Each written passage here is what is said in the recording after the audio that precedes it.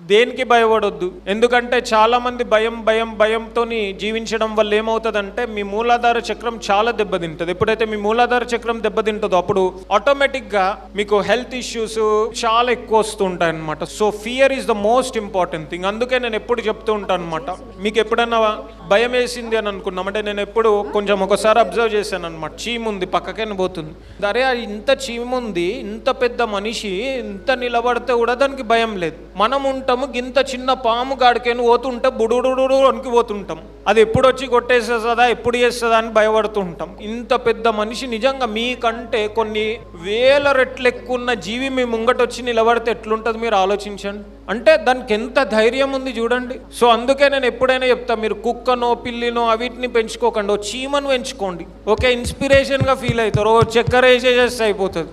లేదు ఇంకా కావాలి, మోటివేషన్ కావాలి, ధైర్యం వస్తలేదు చేస్తలేరు,